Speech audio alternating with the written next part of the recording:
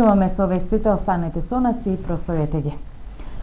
Општините нормално ќе функционираат само уште еден месец. Толкувањата се дека до април советите на општините може да имаат уште седници, а подписите на градоначалниците ќе важат до крајот на април во зависност од датумот кога им е предадена функцијата. Советите на општините најверојатно ќе имаат уште по една седница во месец април. Толкувањата се дека мандатите на советниците се до април-мај, а датумите зависат од тоа кога им се дадени решенијата, односно е формиран советот. Председателот на Советот на општина Штип Владко Миташев на прашањето на медиумите дали ова им е постојна или предпостојна седница, има одговори на самиот почеток на 52-та седница. Јас имам лични сознанија дека нас не е последна, бидејќи со изборниот законник е регулирано дека мандатот наш ќе трае во мај. До мај. Предпоставувам дека сигурно во април ќе имаме седница. Тоа е однос на она што можам да го изјавам од името на Советот. Според толкувањата кои ги имаат добиено градоначалниците, нивните мандати, односно подписите важат до втората половина на април, во зависност од тоа кога претходните градоначалници им ја предале функцијата. За сега нема пролонгирање на локалните избори, бидејќи Собранието на Република Македонија ја нема донесена оваа одлука. Доколку политичките партии не се договорат за нова влада, мандатари и председател на Собранието на Република Македонија, во тој случај градоначалниците мора да назначат општински секретари, кои ќе раководат со општините, односно ќе ставаат подписи за платите на општинската администрација и ќе ги решаваат тековните проблеми. Јавното предпријатие ИСЕР досега има преземено околу 60% од водоводите во селата. Со поставувањето на водомерите во руралните средини се контролира и загубата и потрошувачката на вода. Штипското комунално предпријатие ИСАР досега има преземено околу 60% од водоводите во селата. Директорот на јавното предпријатие ИСАР Ангел Бојаджиев на денешната 52-та седница на Советот на општина Штип побара како јавното предпријатие да го преземе одржувањето на водоводот во село Кривидол. Моментално работиме на водоводот во Врсаково. Таму купивме 2700 метра црево, каде што ќе влечеме вода со нова каптажа. Заедно работиме со селаните овде во селото, тие сами си го ископаа ровот, ние го безбедевме цревото, ќе приклучиме водомери, ќе ја хлорираме оваа вода, ќе поставиме хлорна станица и овде. А еве сега се надевам дека Советот ќе усвои и за набавка на црево во село Кривидол и ние со тоа 1000 метра црево мислам дека треба по проектот кој што ние го направивме и и ова село ќе го приклучиме на ќе биде контролирано од нас и ќе биде обезбедувана во од нас и хлорирана. Со поставувањето на водомерите во руралните средини се утврдува и дали некое домакинство троши вода во големи количини. Бојаджиев забележа дека жителите кои сами ги одржуваат селските водоводи се во многу лоша состојба. Со наши интервенции, некаде повеќе, некаде помалку, ги доведуваме во состојба да може да бидат функционални, поставуваме хлораторни апарати кои што ја хлорираат самата вода, а со самото тоа граѓаните добиваат здрава вода за пиење и избегнуваат разни болести кои што има порано, пред тоа не беше хлорирана водата беше во многу лоша состојба. Бојаджиев денеска најави дека наскоро се очекува населбите Балканска и Македонка и селото Чардаклија да бидат преклучени на Штипската филтер станица, со што граѓаните ќе добијат питка вода за пиење. Годинава општина Штип нема да финансира 60.000 денари за одбележување на 8 април денот на ромите. Штипскиот градоначалник на ромските здруженија им порача бараните средства ќе ги наменат за асфалтирање на улиците кои не се довршени. Според Захариев, овие манифестации можат да поминат и без трошење на општински пари. Годинава од буџетот на општината нема да се донираат средства за одбележување на 8 април денот на ромите. Според градоначалникот, неуместно од буџетот да се издвојат 60.000 денари за само едно здружение, а во Штип има околу 70 на невладини организации кои работат токму на ромските прашања. Да се одбележи настанот може без пари. Само за ваша информација, Штипско културно лето ние не потрошиме ни 200.000 денари. За нова година имате сега извештај, мислам дека потрошивме помалку од 60.000 денари. Помалку од 60.000 денари. Зборуваме за настани за целиот град. Негативното искуство од пред 3 години, кога од буџетот на Сдруженијето Черења биле одобрени 60.000 денари за одбележување на Денот на ромите, ги разлути останатите здруженија, истакна Захариев, посочувајќи дека наместо за одбележување, парите треба да се дадат за асфалтирање на улици во ромското мало. Подобро да направиме асфалтирани улици во делот на претекови мањи на луѓето, да конечно и тие ги видат благодетите од овој совет и од овој градоначалник, да им ги асфалтираме улиците, да им донесеме вода за пиење на делот на сите роми, затоа што кај тебе или во твој дел да направени поштар, пристапна улица, Ведански пат асфалтирана, Косовска е направена, не имаме ние семејства кои реагираат. И јас имам кај мене списуци да се направи приоритетно, се согласуваш со мене, дека приоритет треба да не биде инфраструктурата во ромските мала, тоа е наша обврска. На денешната седница Захариев истакна дека ветените пари од фондовите за ромите во износ од 200.000 евра, кои биле наменети за асфалтирање на улиците Славчо Стоименски, дел од Сутјеска, Радански пат и Косовска, никогаш не легнале на сметка на општината. По улиците наместо со тие пари се асфалтирале со пари од буџетот. Општината никогаш не ги добила ниту ветените 1 милион денари од Министерството за транспорт и врски, кои исто така биле наменети за ромската заедница. По трет пат ќе се бара фирма за санација на зафатот Модар мост кај Крупиште. Од општина Карбенци очекуваат дека на третиот тендер ќе се најде изведувач кој работите ќе ги заврши пред да почне сеидбата на оризот. Преку овој зафат на Злетовска река се наводнуваат околу 60 хектари, најмногу под ориз. По трет пат ќе се бара фирма што ќе работи на санација на зафатот на Модар мост за зафаќање на водите од Злетовска река кај Крупиште. Она што општина Карбенци требаше да го направи е готово, но проблемот за реализација на овој проект закучи поради двата неуспешни тендери на кои не се јави ниту една фирма да го реализира. Општина Карбенци, како што знаете, го изработи техничката документација, односно основен проект, ревизија на проект, ги следевме целата документација за место викано Модар мост, тоа е водозафат на селото Крупиште, од кој што водата се наводнуваат околу 60 хектари оризни површини. Ние го дадовме проектот, техничка документација, целата е предадена во водостопанство Брегалница и имаше таму два неуспешни обиди за избирање на изведувач, имаше два тендери на кои што никој не се јави. Во тек е мислам дека и третиот повик за да се избере изведувач на овој захват. Се јаваме дека овој пат по трет пат ќе се пријави некој за да може да се изгради и исто така исто со земјоделците се надеваме дека ќе биде на време завршен овој водозахват за да може да се зафатат за сеење на ориз оваа година. Целата оваа инвестиција во голема рака ќе им помогне на земјоделците за наводнување на оризовите полиња, ќе чини околу 3 милиони денари. Проектот е на Министерството за земјоделство, доколку се направи потребната реконструкција, нема да има проблеми за наводнување на околу 60 хектари плодна земја во атарот на Крупиште. Тоа би значило дека оваа наводнителна сезона оризарите ќе ја започнат без проблемите што досега ги имаа со наводнувањето на нивите.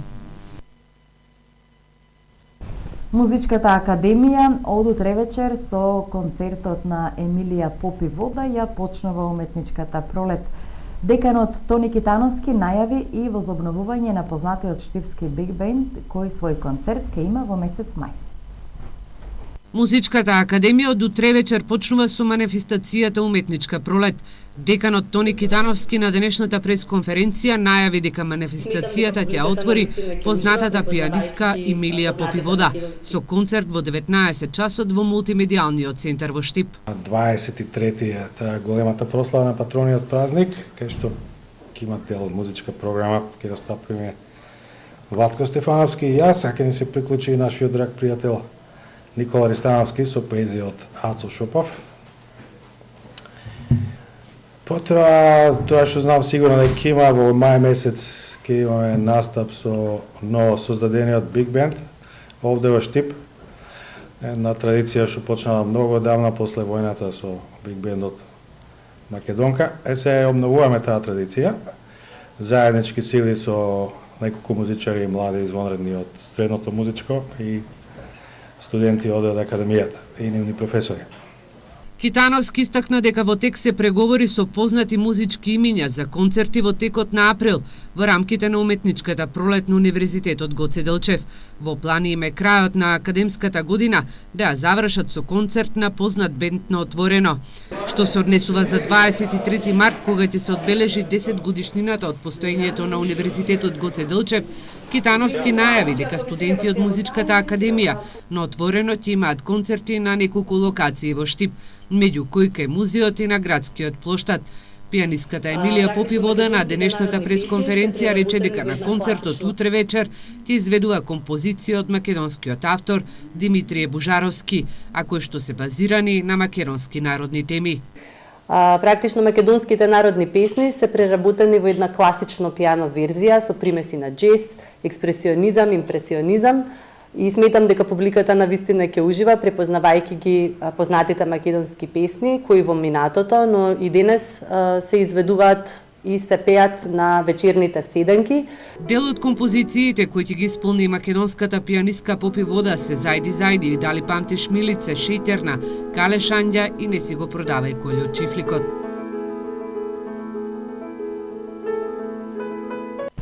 Денес се одбележува Светскиот ден на потрошувачите. Во ера на дигитализација, голем дел од младата популација пазарува од дома од својот смарт телефон или компјутер.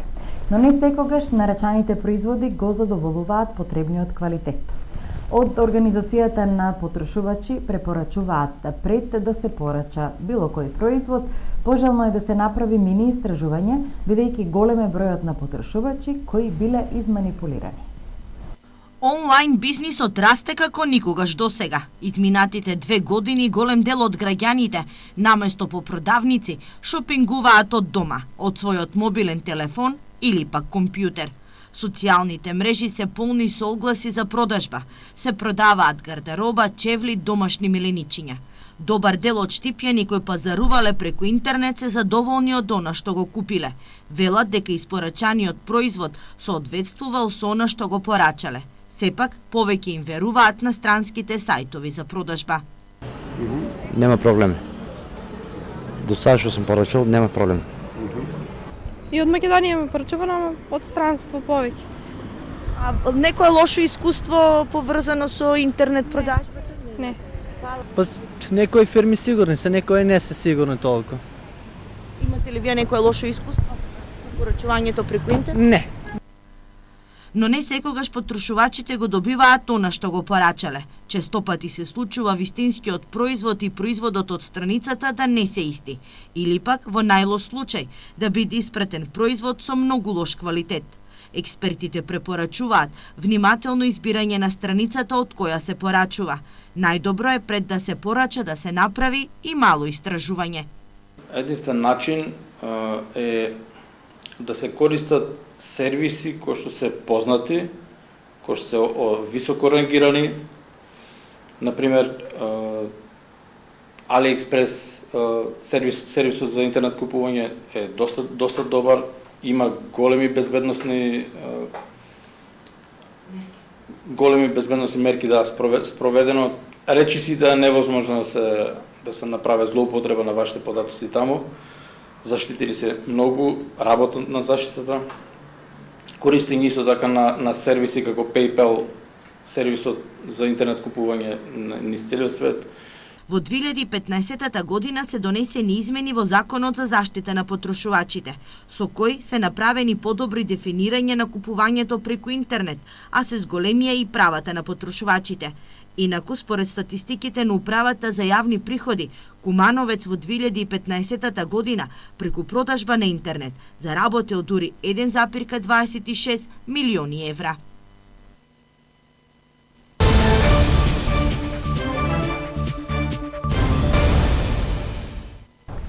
Со велосипед завршило под тракалата на возило. 11-годишно дете од Кочани е потешко повредено во сообраќајна несреќа вчера, пошто итно е препратено на лекување во Скопје.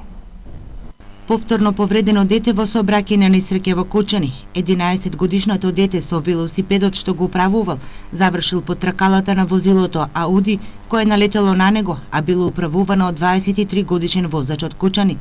Момчето се здобило со потешки повреди, скршеница на раката, а од ударот се здобило и со потрес на мозокот и по укажаната лекарска помош во Кочанската болница итно било транспортирано на клиника во Скопје.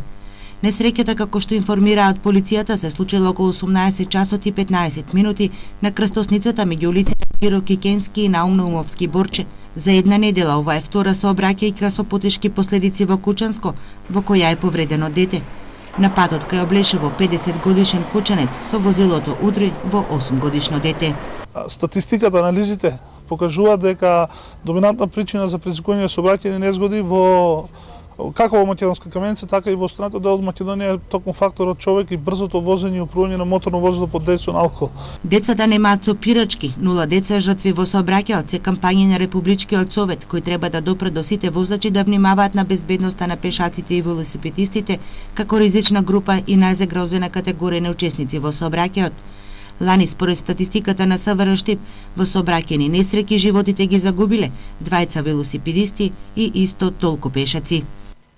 Опожарено е такси возило во Штип. Засега од неутврдени причини пожарот избувнал во возило Ford Fiesta вчера околу 18 часот во дворно место на куќата на 61 годишен штипјанец на улицата Сремски фронт. Екипа на секторот за внатрешни работи Штип извршила увид на местото на пожарот.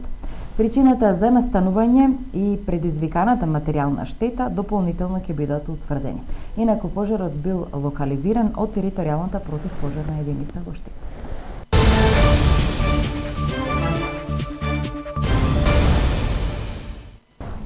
Пред минутите предвидени за спорт во овој дневник и една еколошка тема. Граѓаните прашуваат дали ќе можат и дали ќе сакаат одговорните институции отпадот кој стои во жардинерите во градскиот трговски центар во Штип да го заменат со цветни аранжмани. Трговскиот центар во Штип се чини дека и оваа пролет повторно ќе ја дочека во лошо издание кога се мисли за еколошкиот ред. Таму еколошкиот неред се уште доминира. Наместо цветни аранжмани во жардинерите и околу нив отпадоци. Градскиот трговски центар во Штип никако не може да се ослободи од нередот. Еве како за пример позади мене. Жардинерите во кои треба да има цвеќе се преполни со отпадоци, а нема ниту корпи за отпадоци на овој простор. Штипјани повеќето од совесните граѓани реагираат, може ли барем центарот на градот конечно да добие убав урбан лик, институциите се наред. Граѓаните велат цвеќето во секој случај е идеална замена за ѓубрето. Одговор не може да ви дадам, тоа треба да дадат те што се надлежни за тоа, не ја. Но сепак како е поубаво да изгледа? Тоа по мене не е убаво. Нека има цвеќиња, нека. Да. Не, па не е добро како. Нека има цвеќиња, не? Да, нормално. Што да има? Па нормално цвеќиња, тие работи што да нашаличево. Што да кажам тоа, навика, селска навика или градска навика, како да кажем тоа. Знаеш, треба да има континер тука, па за да може народот да става тоа. А цвеќиња поубаво ли да има? Секој да ќе биде поубаво, како нема да биде поубаво. Може би овој пат граѓанската реакција ќе ги активира одговорните институции, па нели пролетта ни доаѓа. И зошто Штип да не ни биде чист, убав и со цвеќе барем во жардинерите низ градот.